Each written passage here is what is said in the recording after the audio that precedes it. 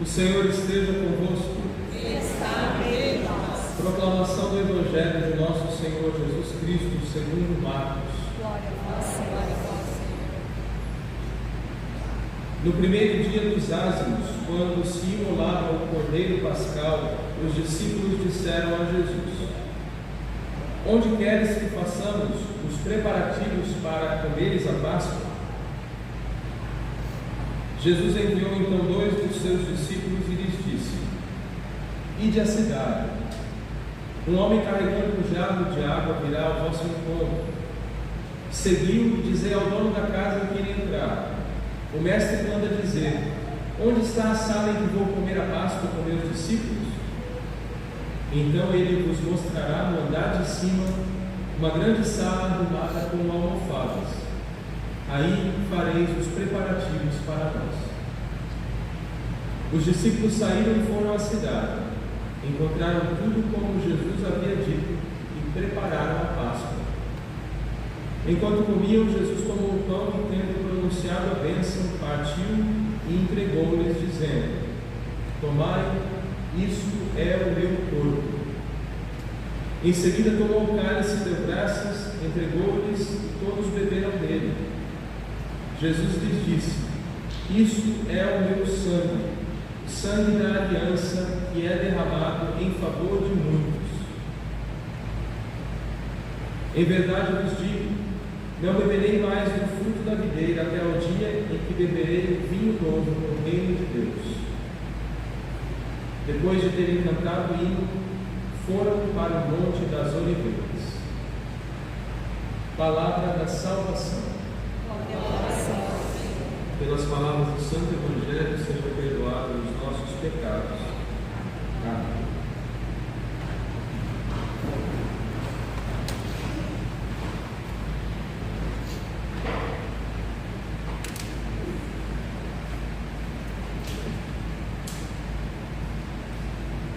Bom dia.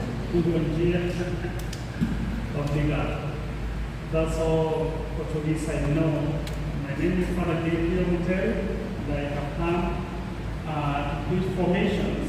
Thank you very much, Father Christian, for letting me preach at your mass and the servants and all you Christians. And I'm so excited to see people in church after the long time of coronavirus. And we are the ones I call heroes because we came back to church and we are going to animate other people to come back to church. Very important. And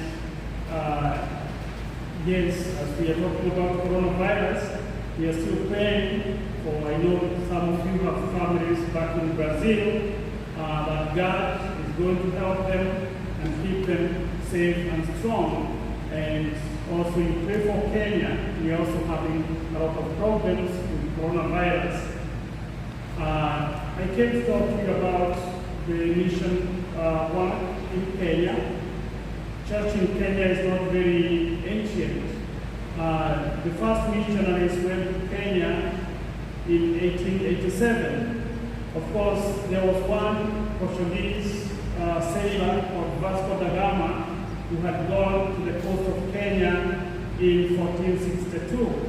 And he built a church there with a big cross. It is still there. But after that, it was forgotten until the Catholic missionaries came back in 1887 from Italy, and they came from the coast of Mombasa by boat to the coast of Mombasa, and then started going to the interior of the country.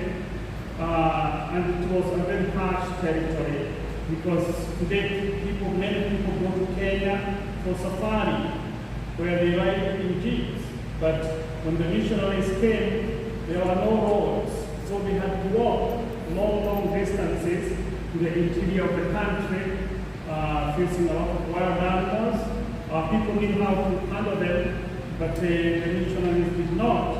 But they still insisted, went and found people in central Kenya, and our people did not like them also, because they were preaching about a new God which our people did not like. But the missionaries, through the love of God, continued teaching Christianity, also teaching our people how to read and write, because our languages were not written. We didn't have literacy. And the Holy Spirit, after 4 years, they had translated the Bible into my language. My language is called Kikuyu. We greet by saying Neatia. We also have Swahili. We say Habari. Habari is how are you, or Jambo. That is Swahili, but that time Swahili was not spoken in the city of Kenya. So after such a short time, today Kenya is about 80% Christians, probably 60% Catholics, and faith is growing more and more. Mass in Kenya takes 2.5 hours. I'm not going to preach for 2.5 hours, I know it's hard. But and why is that? Because people have that great love for God, for church. And as faith continues growing, it cannot grow without the help we get from proclamation of faith.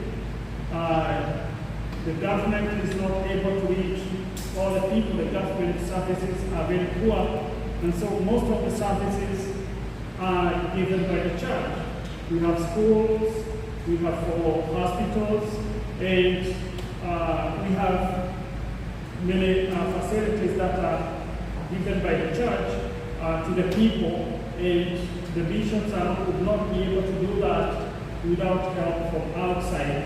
So that's why we come every year and we ask for help. This time, people are suffering. Here in America, also because of coronavirus. In Kenya, there are so many people who cannot feed themselves, even before coronavirus. But now, during the time of coronavirus, because of lockdown, my Archbishop has organized groups to go to villages where people have food, to share that they get food to the people who do not have food, and it is very difficult. So pray for them as they also pray for you. The main problem that I came to talk to you about is in my region there has started problem of drugs and alcoholism among young people. What happens is that there are people who are very greedy. They start selling beer or alcohol that is mixed with drugs, and it is given to young people, and so many young people now have dropped from school, they have dropped from going to church, and my Archbishop has thought of building a rehabilitation center where we can save the young people. Even if we save one person, 1,000 people does not matter, so long as something is done, but we cannot do it without money. And he asked me to come and talk to you for your generosity to help him build the rehabilitation center. It is from there that we are going to get those young people, maybe some will become priests, or people who can do something in life to help themselves or to help other people. But if they are left just to be people who abuse alcohol and drugs, then they are not going to be good for anybody. So that's why I can't talk to you. I know it's not a good topic to come and ask people for money, but it is not for fun, because the money that you contribute here will be sent through the parish to the Office of Propagation of Faith in their diocese, and then it will be sent to my bishop, who will also implement that money to the work that is required to be done for the people of God. Thank you very much for your faith. I always say that you are the ones who teach us. For the Christian teaches in seminary, but after he has taught those students for 5 years or 6 years, we come back to you and you continue teaching us. How do you teach us? When I see people coming to church, even when it's very hard, when I see people in devotions like you do, my faith is built. So thank you for being our teachers. As much as we also want to become your teachers, your faith is very important. Tell it to others. And I'm so happy that I'm preaching to you, although I'm sorry I cannot speak Portuguese. Brazilian, and I'm going to buy those recordings and start learning something. If I'm sent here again, I'll say something in Portuguese better. Thank you. Obrigado. God bless you. Thank you, Padre Gabriel. Salve de palmas mais uma vez. Thank you for all the work you do for propagation of the faith. A Pontifícia Sociedade para a Propagação da Fé é responsável pelas missões católicas do mundo inteiro. O Padre Gabriel está aqui fazendo um pedido. Uma vez ao ano se faz isso, há uma segunda coleta da nossa missa. Então a sexta passará uma vez, aí passará na segunda vez e o dinheiro vai ser destinado para as paróquias que necessitam todos os trabalhos da Igreja Católica em Kênia. Então, por favor, muito obrigado pela generosidade de todos, obrigado pela sua presença. Mais uma vez, o que ele disse é muito sério. Vocês é aqui que nos ensinam. Nós ficamos no seminário de tempo, mas depois é aqui que nós aprendemos com vocês. Hoje é dia do corpo de Cristo. Celebrar o corpo de Cristo é ser o corpo de Cristo no mundo. Que possamos chegar até o Kênia hoje também, não só com a nossa oração, mas com a nossa vida. Nós vamos agora ficar em pé e juntos professarmos a nossa fé. Creio em Deus Pai, Todo-Poderoso, Criador do céu e da terra.